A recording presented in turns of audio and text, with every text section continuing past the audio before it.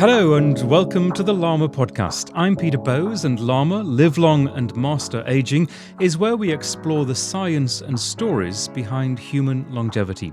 Today my guest is Dr. Stephen Eisenberg, a medical oncologist who practices at various locations in Southern California. He's also a writer and lectures on a wide array of cancer topics, including breast, colon, lung and prostate cancer, which are his special interests. But Dr. Stephen, as is known to his patients, is probably best known for his use of music in his medical practice. He is the cancer doctor who sings to his patients. Stephen, welcome to the Llama Podcast. Thank you for having me, Peter. It's a pleasure to be here. The singing doctor, I bet they didn't teach you that in medical school. No, not at all. But I do remember my mentor, the first day of medical school, pointing to the door and saying, "All of you who come through this door who do not believe in empathy, walk through those doors and never return." And it was just, it hit my core because to me, the universal language of music is a way of bringing empathy to patients. Did you, as a student, have to be told about empathy? Doesn't it come naturally if that is the profession, your chosen profession? Yes, I mean, empathy is hard to teach. It's sort of ingrained in you when you're coming up. But I do believe that they're actually using virtual reality now in medicine to actually be able, believe it or not, to teach empathy to medical students. Because now we're on our phones so much. It's time to look up and be with people and listen to them, and all of that's part of empathy, and that's the underlying core message of these songs. It's human connection. So where did you train as a doctor? In Philadelphia, and then did my hematology oncology at Georgetown University in D.C. Why did you want to become a doctor? Was it always in you, do you think, that you had this empathy and that you wanted to help people? It's a very interesting story. I actually died when I was 13. I was hit by a car riding a bike, did a triple Lindy in the air, and broke too many bones to count, and was rushed to the intensive care unit where my brain swelling was so much the first night that I died. There was a flat line, the whole thing, near-death experience, and luckily, they did bring me back. I have a recollection of this, of seeing a light and coming back and all of this. But when I came to, I couldn't speak. My brain was still swelling, and there was so much going on that I had what's known as expressive aphasia. I knew what I wanted to say, but I couldn't express the words. My brain and it could not make the words. So the only thing that I could connect through was music, believe it or not. I could write down what I wanted, but I could sing a few lines of Michael Jackson and Prince, which was the strangest feeling. But it was 1983, so of course it was Michael Jackson and it was Prince. It was Thriller and it was Purple Rain. And these were the ways that I started to make words again, and it all came through music first, and then eventually I was able to make regular words. And I remember thinking when I came fully back and my father told me everything that had happened, that I flatlined and all of this, that I was given a second chance, and I need to do something where I can give others a second chance. And then it became medical school, and then it became oncology. I come from a line of doctors, my father and his two brothers. It was natural.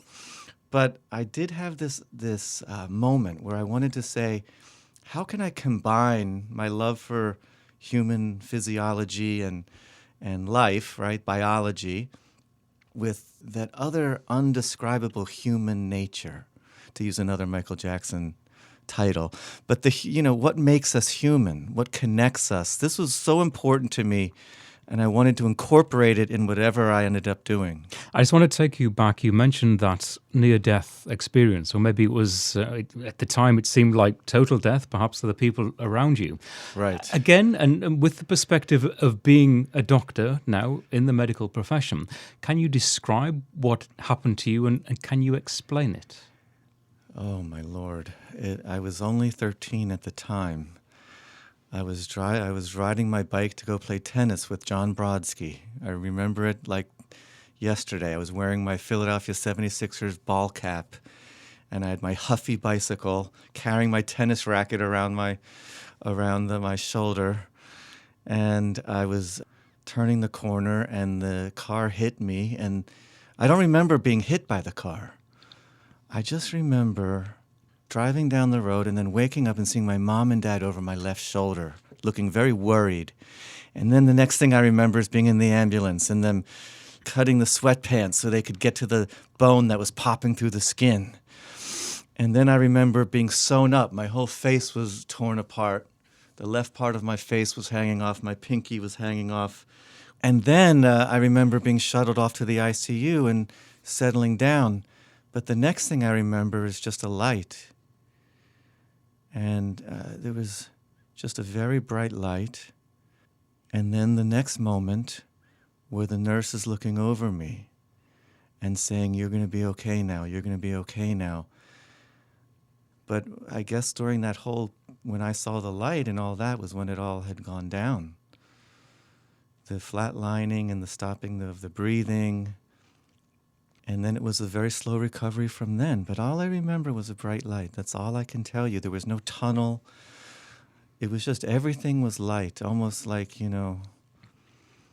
like you close your eyes really hard, or you tweak your hands and you push in your eyes and you see just this bright light. It was indescribable, but it was no fear. It was not a sense of fear, just light, a warm light, and that was it. And maybe it was my brain dying or the swelling, or who knows what it was. But I say it was that universal creative spirit. And that's, for me, that's just why I believed creativity was what brought me back. It had to be some sort of creative expression had to be put in my medicine, if you will, or whatever it was I was going to do. I love music. I love comedy. I love medicine. So I wanted to bring all of this in and be...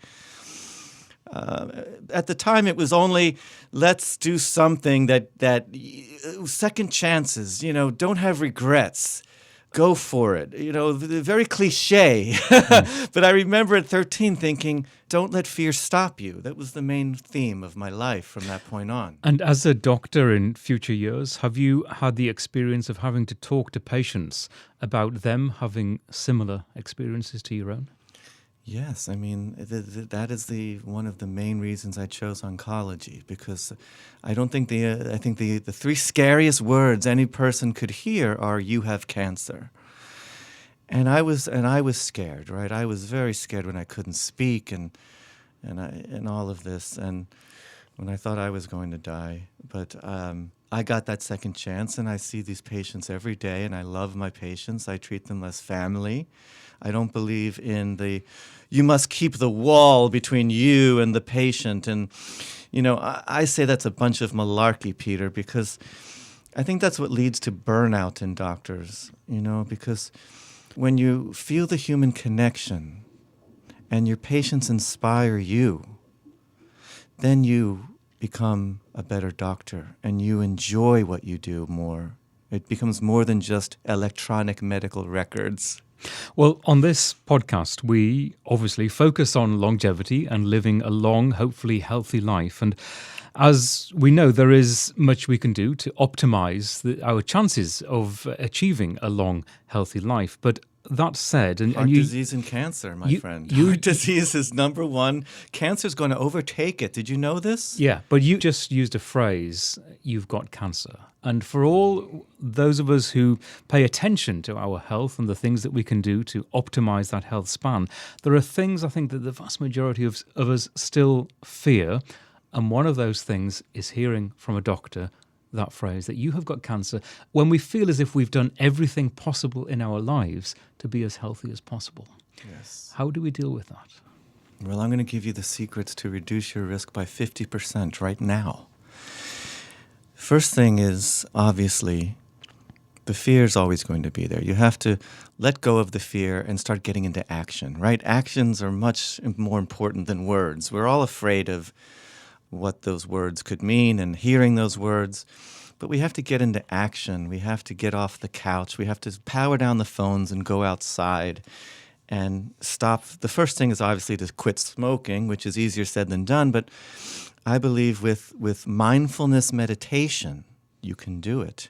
With mindfulness meditation and, of course, using all of the other FDA-approved programs and, gums and Chantix and whatever it is. But the key is mindfulness meditation.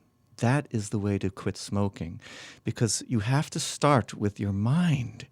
Addiction to cigarettes starts in the mind, and then, of course, it becomes this psychological dependence and then this physical dependence. But if you can smoke one less cigarette than you did yesterday, that's the beginning. You have to start slow. It's people who say cold turkey, I'll never smoke another cigarette again. These are the ones who fail more often than not. Tiny shifts. So you have to start writing down how many cigarettes you smoked today, and then one less, and then another less, and then you have to assess where you are. How many servings of fruits and vegetables do you eat every day? Now you must have 10 servings a day. 800 grams is the new recommendation, which is like 3 stalks of broccoli, 4 stalks of cauliflower, an apple, an orange, a kiwi fruit, another banana, another serving of broccoli. It's much more than you think it is, my friends. So this is another thing you must do. Vegetables greater than fruits, but you have to have fruits and vegetables 10 servings a day. And you must get rid of the red meat. I hate to say that, but people say cut down on red meat. No, I say get rid of it completely, because if you try to cut down, I say you're only going to give yourself that little in, and then it's going to be more, and then you're going to be ordering a burger, and then all of a sudden it's another burger. So no red meat is another one of my rules. Does that mean you're a vegetarian or a vegan? I eat some fish. So you're I guess pescatarian. A pescatarian, I guess. Which is actually the same as I am. Yes. I'm a pescatarian too. Yes, the Mediterranean diet has shown over and over again that this is the number one diet for anti-inflammation, anti-cancer, anti-heart disease. The Mediterranean diet. Olive oil. You have to bring in these diets. So beautiful, colorful. Eat the rainbow. So we've gone through a few of the things you can do to slash your risk by 50%, Peter. And there's more as well. Yeah, there is. And you talked obviously about cigarettes, and that is probably the best known causer of cancer. But did you know that alcohol is one of the main causes of head and neck cancer? Yeah. I didn't know that. Head and neck cancer, alcohol, mouth cancer. And I see it when it's stage 4, when you have a huge lump in your neck the size of a softball. And I've even seen it, obviously, where it spreads to the lungs. And people think alcohol, well, no, it's not that bad for you. Well, sorry, my friends. It is. It's a very high risk of mouth, oral, head and neck cancer. Now, are you talking about excessive consumption of alcohol, or is a glass of wine every now and then okay? I'm okay with a glass of wine every now and then, but everyone says in moderation. And again, it gets back to the cigarette. If you let yourself smoke 1, then it becomes 2, 4, 8. If you let yourself have a sip, right? So you have to be very strict with yourself. You have to keep a notebook. How much did I actually drink? When was it? Because then it becomes a casual glass, 2, 3 every single night, and all of a sudden you're at higher risk of breast cancer if you're a woman, excessive alcohol use, head and neck cancer, pancreatic cancer. All of these things, alcohol is a very, very underestimated cancer risk, but it's true, as is obesity, my friend. So again, that gets back to the healthy diet, the healthy fats, as my friend Mark Hyman states. It's all about the healthy fats, avocado, macadamia nuts. Eat more nuts and less fries. It's these tiny replacements you can make. More nuts, less fries. Healthy nuts, walnuts. Almonds. And what about those cancers? And I'm thinking of, let's say, pancreatic cancer, Yes. the really tough, Oh my difficult goodness. cancers. Very awful. Is there anything we can do? I mean, apart from all the sensible changes that you talk about in terms of the obvious, not smoking and having a good balanced diet? Exercise. You have to move your body. We're sedentary. We're obese, especially in the U.S. We are one of the most obese nations in the world. We are just sedentary. Sitting is the new smoking. And we sit in our cubicles and we eat our fries and then we go home and smoke. And when you add those together, you are increasing your risk of cancer exponentially. Smoking plus sitting and add a sprinkle of fries, that is the recipe for disaster. So every 15 minutes, you must get up, you must move, you must do office yoga, you must walk and sprint down your hallway, go and walk up a few flights of the stairs in your building. You have to do this every 15 minutes because sitting is the worst thing you can do for yourself. And yes, sedentary lifestyle is a risk factor for cancer, not just heart disease, but cancer.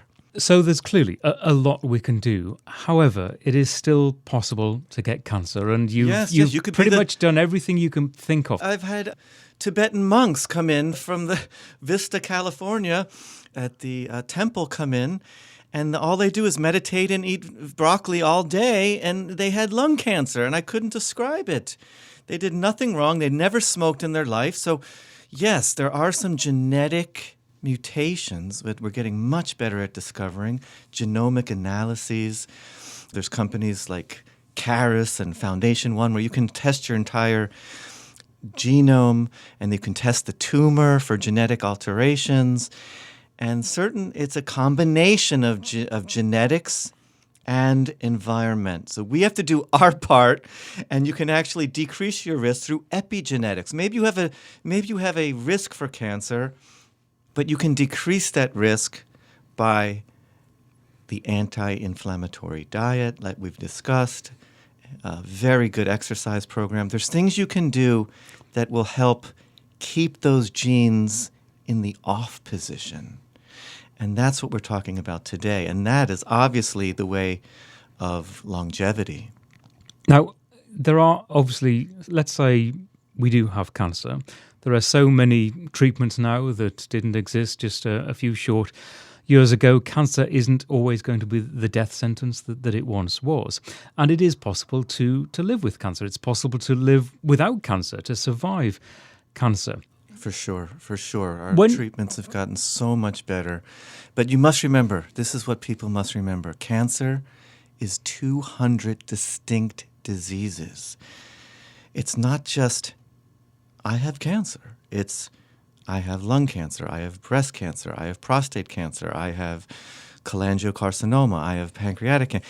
Every cancer is different, and it should be treated as its own distinct entity. And that person who has the cancer is so unique. Their milieu, they're the makeup, right? They're the host, right, of this. You have to make your body inhospitable to cancer. So it's 200 diseases and then an innumerable number of human beings who are the host of that. So the combinations are endless. And I'm curious, as a doctor, I mean, you are the person who has to break that terrible news sometimes to someone. How do you help them cope with? And let's say it is an otherwise healthy person who's done just about everything right as far as they can in terms of not smoking and their diet and their exercise, and they still get cancer. How do you help someone continue to live their life, to take the treatment for the cancer, and presumably to fight the anger and maybe the resentment that they feel? Oh, my Lord. Louise Hay talks about cancer being a physical manifestation of unexpressed anger and resentment that is held inside.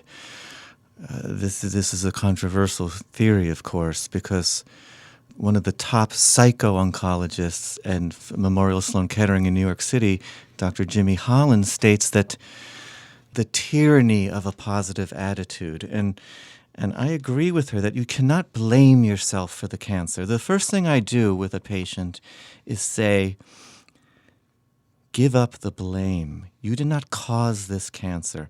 Now look, if they're smoking, I'm not going to say, you caused this cancer. I would never do that. I never blame them. But I say, give up the blame.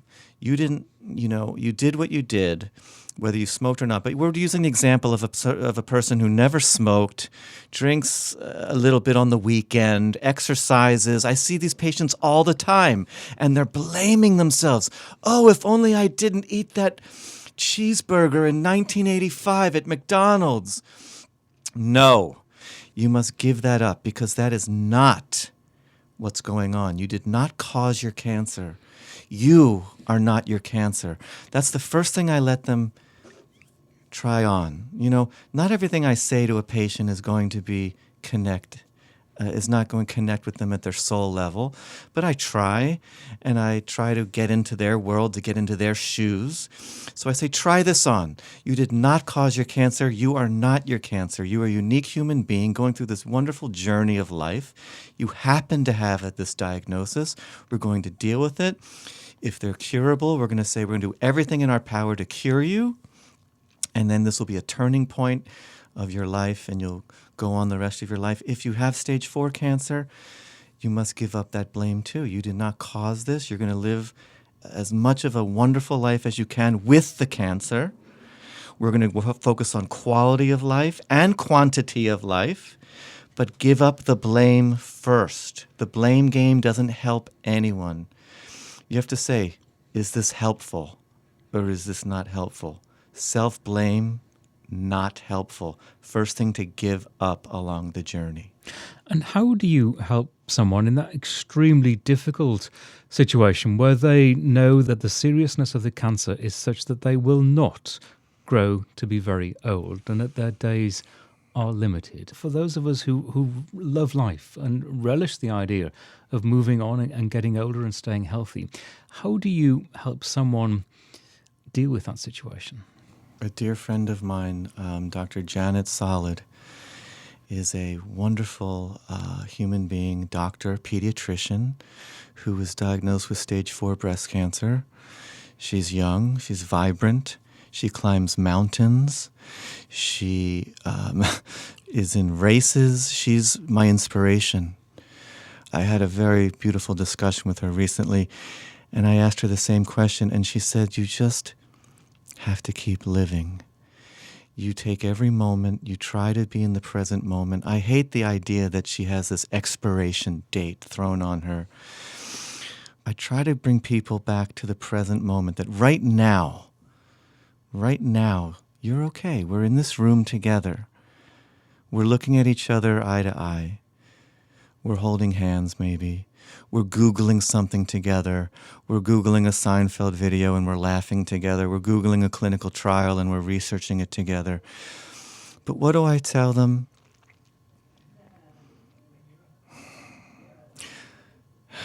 There are no words, to be honest.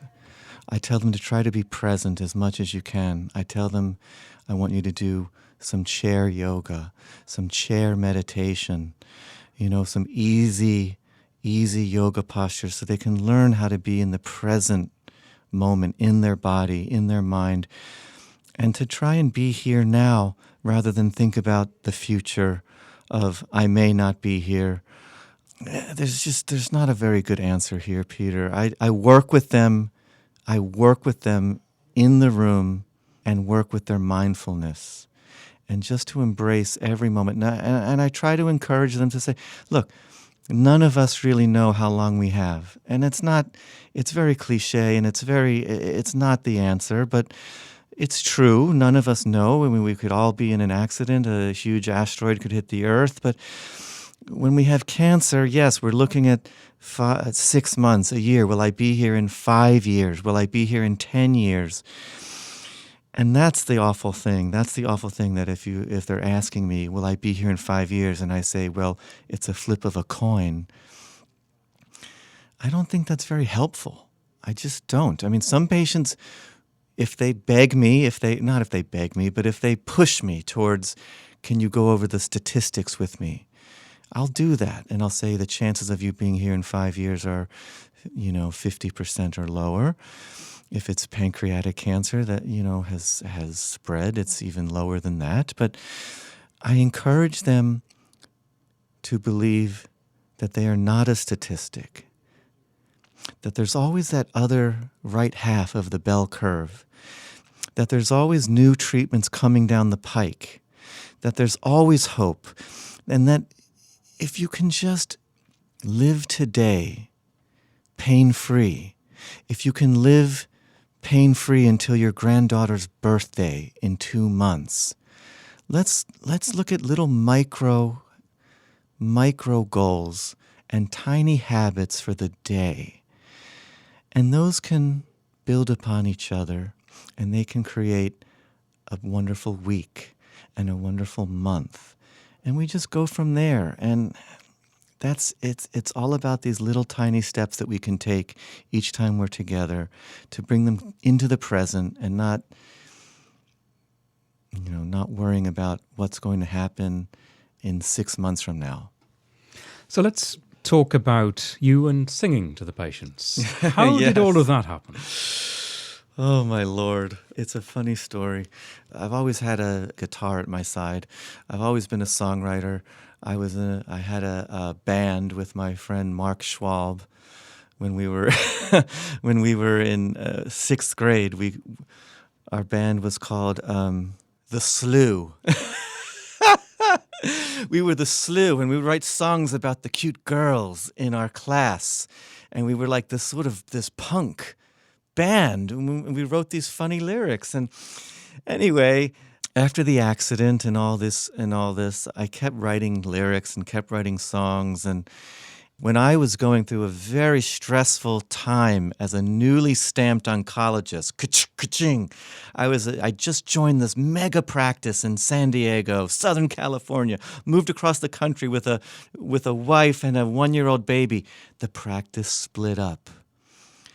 Went through this horrendous divorce, and I didn't know where I was going to end up, and I just upended my entire family, and I was so stressed, and I had to be this perfect oncologist. I stressed myself ill. I got colitis, inflammation of the colon. I got prostatitis and colitis, and all these stress-related symptoms, migraines, all because I could not honor that highest part of myself. I was letting the stress bring me down. I couldn't eat. I was losing weight. I couldn't pee right. I was having all of these symptoms. Caused by stress? Caused by the stress of this breakup and having to be this perfect oncologist and navigate this divorce and do everything perfectly. And I lost track of why I wanted to be an oncologist. The music, the laughter, the love that we've been talking about was being swept under as I had to see more patients and do it right and never make a mistake. And of course, you never want to make a mistake as a doctor, but we're all human. And of course, those frailties, if you want to see them like that, apply to other walks of life, don't they? People in stressful situations. Yes, stress. So I entered a story writing contest that my favorite musical artist, who happens to live here in L.A., in Santa Monica, his name's Peter Himmelman. He had a story writing contest around the same time, and it was How Has Peter's Music Influenced You? And it got me thinking, wow, when I was that intern and that resident and I still had my high hopes for medicine, I listened to this song all the time in the middle of the night when I was called to the emergency room, called Mission of My Soul. And I wrote a story called Mission of My Medicine, and how this song would take me up and make me believe that I could be this doctor that could bring in music and laughter to cancer patients and bring them love and light and joy. And I wrote the story because I was in a low place in my life. And wouldn't you know it, I won the contest. And you know what the prize was, Peter? What was it? Peter Himmelman, my friend Peter, writes a song for you based on your life. So he took what I had written, wrote a song, and sent it to me. It was my prize, and I started hearing the song, and then I started realizing, wow, this music is changing me. It's getting to my core. And the stress, I started to take care of myself better. I started to let go of the stress. I started to let go of the perfectionistic attitude, and I could just be the best doctor I could be. I could express myself. I could bring in my creativity. I didn't have to be the oncologist that everyone thought I had to be, this perfectly buttoned up. I could be the guitarist. I could be the oncologist, the guitarist. I could be the oncologist who brings in a guitar to the chemo room and starts to strum a Beatles tune. But then I took it further. I said, well, what was it that really got to me? It was that my own life was sung back to me. My own life in a song, in a 2.5-minute ditty. So I said, no, that's got to be it. It's got to be writing original songs, original lyrics, original music with patients. I don't just write the songs. It's a co-creation. The patient tells me what moves them, what touches them, what inspires them, what is their heart, what makes them laugh, what makes them cry, what makes them tick. This becomes the lyrics. And it's this shared experience. And that, my friend, is what I decided to do when my own song helped me let go of the stress. And I've never had a bout of colitis or anything like this ever again. Once I heard the song and once I started honoring the self-expression and the love that I wanted to bring, then it was, I have to give back. So you decided to do this and to do this for your patients. Before we hear the response and how your patients reacted to you doing this and serenading them in the ward, let's just have a listen to you singing a song to one of your patients. You're a diamond jewel. I'm not cool. I'm just a doc. But you're so rare. You really care and lead with love. Yeah, you're a diamond jewel. You're so cool. You make me smile. 'Cause you're so rare.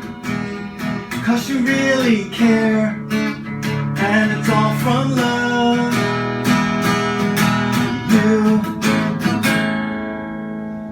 Hey.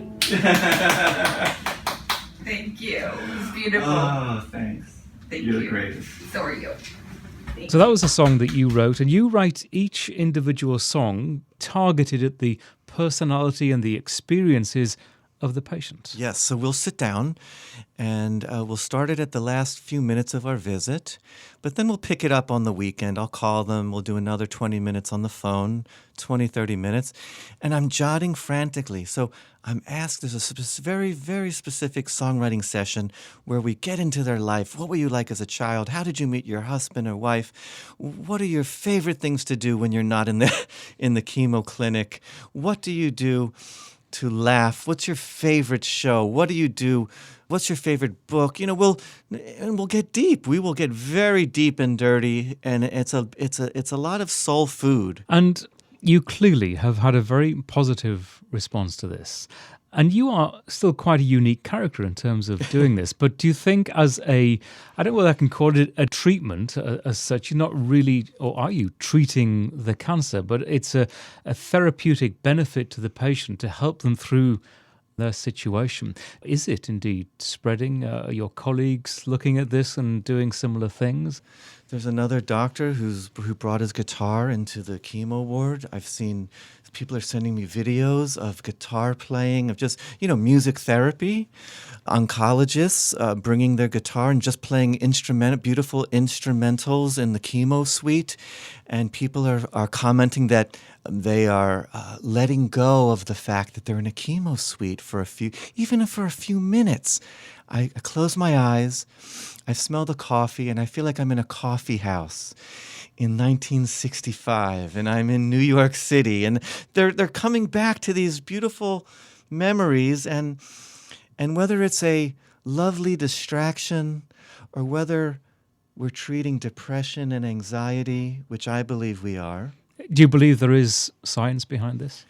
I believe there is. There's lots of studies that are coming out very recently that show that Music changes the dopaminergic receptors in the brain, but more than that, in that depression and anxiety, which every cancer patient most likely has, and if you don't, I'm worried about you.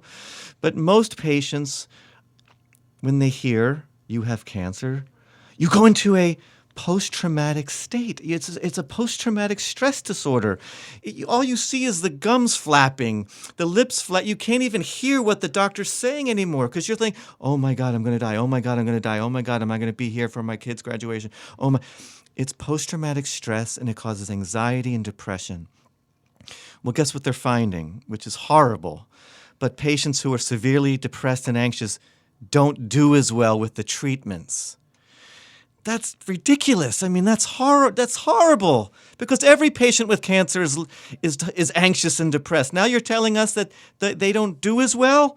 Well, how can we impact that? We can give them drugs, of course. But I say, even above that, we treat their mind, their body, and their soul. And even if these songs can ratchet up their happiness quotient and decrease their depression by 5%. Well, that's great. I'll take it. And is the traditionally conservative medical establishment, if you want to call it that, are they beginning to accept this kind of theory? Therapy. It's get them into psychological counseling and give them a pill.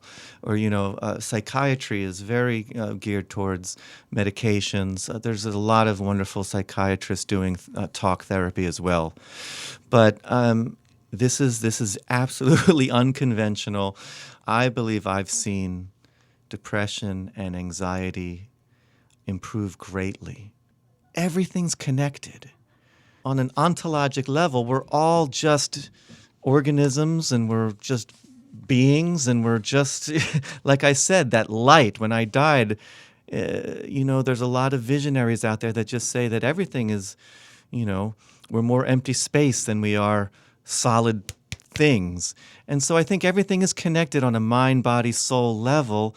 And if these songs can nourish that mind and soul level, and we give you the best of science for your body, and you're doing your part with all the lifestyle things we've talked about, then it's a trifecta. And that's the trifecta that we all want. You want to live a long life, you want to live a happy life, and you want to live a soulful life.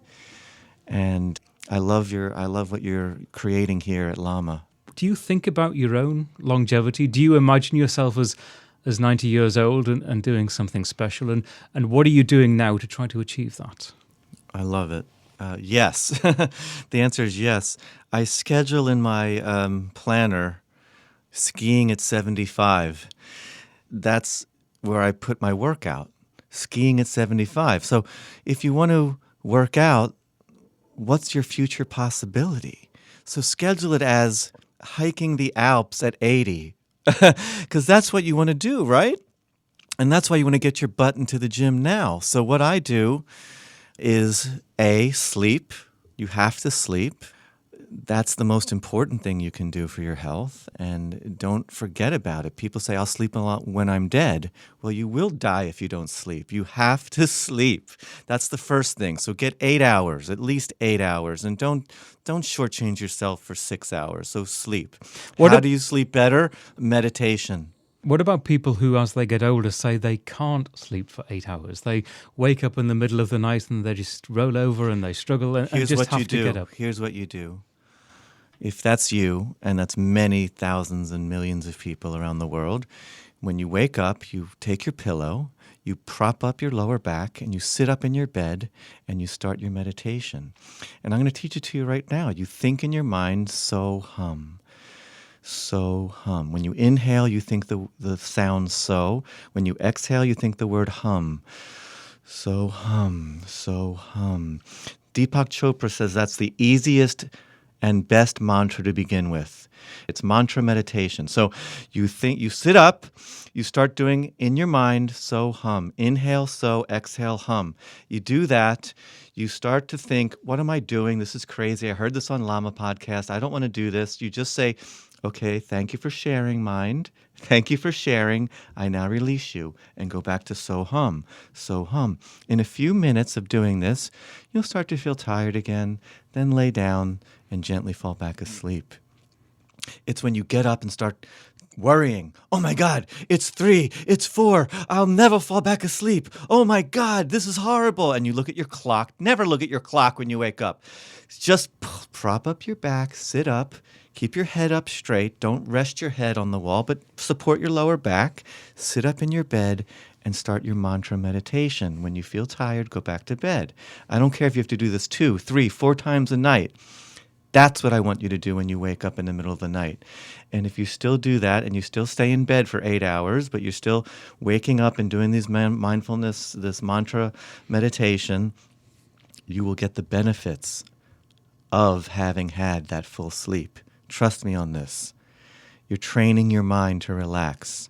You're training your mind to focus and allow you to drift back to sleep. That's the first thing. The second thing is sprinting. And when I don't mean going out and running the 50-yard dash. I mean on your bike, on your stationary bike or on your elliptical machine, I just want you to do 20 seconds a little bit harder than you normally do. And again, we talk about tiny shifts. You know, when I say sprint, I mean as hard, as much as you can do. For 20 seconds, I want you to amp it up as much as you can. That's called high-intensity interval training. Even if it's 10 seconds, just for 15 to 20 seconds, I want you to just rev it up as much as you're comfortable with. And you all know that it's different for everyone. And then let your heart rate come back down. Wait a few minutes, wait a few minutes, wait a few minutes. And then I want you to do it again. 3 of those.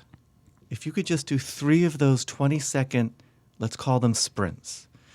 But what it is whatever machine you're on, if you're walking, walk a little bit faster for 20 seconds, then go back to your normal pace. It's just a general thing called a sprint. Whatever you're doing, sprint a little bit, meaning up the intensity for 20 seconds, then let your heart rate recover. Just do 3 of them. Just do 3 of them a couple times a week. It's really interesting you should say that, because that is exactly what I do at least once a week. And this is in a gym setting, and you don't have to be quite as sophisticated or technologically advanced as this to achieve what you're talking about. But we wear heart rate monitors. We can see our heart rate on a big board in the gym, and off we all go for the 20 seconds or 30 seconds at our own pace, but as hard as we possibly can. You see the heart rate rise to 85% of your maximum, or whatever it is. You get to that point and then you come down to 75%, and then you do it all over again for 2 or 3 times, again at your own pace. You're fighting, yes. The only person you're fighting is yourself, or at least yes. What you feel comfortable doing. But you really do push yourself yes. to exhaustion, but you feel great yes. afterwards. Yes. Now, if you're new at working out, your exhaustion is going to be different. And of course, consult with your doctor before you do any of this. But when we're talking about sprinting, we're not saying you have to go out and run as fast as you can. It's whatever you're doing, increase the intensity for 10, 15 seconds. Max 20 seconds, okay? And then that becomes your sprint. And that's that little intensity. It's just a different way of going rather than just slugging along for 30 minutes on the machine, the gerbil on the wheel, right? It's mixing it up a little with this higher intensity. Let's just, because there's people out there who haven't worked out, who have been sedentary. For them, it's 10 seconds. It's, you're on there, maybe you're on there for 5 minutes, and out of the 5 minutes, you've done 20 seconds, a little bit harder, where you just push yourself. And that's been shown in the research to increase cardiovascular health, to increase longevity. I just read 3 studies this week that Mediterranean diet and interval training is the way to go for longevity. Bit boom, bit bang. Stop smoking, Mediterranean diet, and do some interval training. Simplify, tiny habits, a little more Mediterranean than yesterday, a little bit more interval training than yesterday. It doesn't have to be perfect. Give up perfection. That's what brought me down when I had to be the perfect doctor. I had to be the perfect oncologist. That's when the stress came in. Do what you can do and then let go of the rest. It's interesting that we're hearing this message about exercise and Mediterranean diet repeatedly. And as you say, several reports coming out in the space of a week, all essentially with the same message. And you also made a good point on this podcast. We do not give out medical advice. We share ideas, we discuss ideas, but we always encourage people to, if they're thinking about a new diet or exercise regime, you should see your own doctor first. Yes. Now, here's what I want to drive home, Peter. If we all did what we know, we'd be walking around with washboard abs, living to 100, skiing at 80. It's not just knowing the information. It's what is it going to take for you who are listening right now to actually use the information and to actually get off your tuchus right now, wherever you are listening to this, and clear out your closet, your cupboard, and only bring in these Mediterranean diet foods. What is it going to take for you to get off your couch, power down your phone, and go for a walk and do these 10-second little sprints, let's call it, where you walk faster and you just increase the intensity. You look like Billy Crystal and Harry Met Sally, and you get those arms flailing and you just do that power walk. 5-10 seconds. What is it going to take? That's what I want you to ask yourself, because it's not the knowing what to do, it's doing it. And what I say is, take a minute, take a break. When you're about to eat that donut, take a minute and say, is this helpful? Ask yourself, is this helpful? And if the answer is no, just take a moment to breathe. Close your eyes. And again, it goes back to that mindfulness. Be mindful for 1 second before you chomp on the donut and say, is this helpful towards I'm skiing at 80? If the answer is no, take a break, just 5 seconds, and then scoop out some avocado instead. Right? So it's these little moment-by-moment choices. So it's not in the knowing. We all know Mediterranean diet. We all know interval training is good for you. Or at least now you do, if you didn't before. Well, it's getting beyond the knowing and, as you say, Yes. taking action, which sounds easy, but for so many people, when we can use excuses, I'm busy, I've got to take the children to school, I've got to do this, I've got to clean out the kitchen, I've got to take the dog for a walk, and the mindfulness or the exercise can start tomorrow, or it can start next weekend, or it can start next week. And so many people are in that mindset. Yeah. And that's where those tiny habits come in. Start slow and build upon a foundation, and use this goal in the future as your motivation. Playing ball with my great-grandson at age 85. That's why you do it. That's why you get off the couch right now. It's not, I've got to be perfect, I've got to do everything right now, it's New Year's or whatever it is, or it's alive and playing with my grandchild at 80. And when you start looking at these future possibilities, bring them closer and closer to the now. So you take that moment and go, wait, is this helpful for skiing at 80? That's why you're doing everything when it comes to your health and wellness. But you have to find out what it is. If it's not skiing at 80, then it's swimming in the ocean with my wife together at 90. Whatever it is for you. Stephen, this has been fascinating. Thank you very much. You're just about out of time. How can people follow you? drsteven.com, drsteven.com. It's very easy. Stephen at drsteven.com. I always write back. I love you guys, and thank you so much for having me, Peter. Thank you so much. You're also on Facebook and Twitter as well. Yes. Twitter is at Dr. S. Eisenberg. Dr. Stephen Eisenberg, thank you so much for joining us. And that is it for this episode of the Llama Podcast.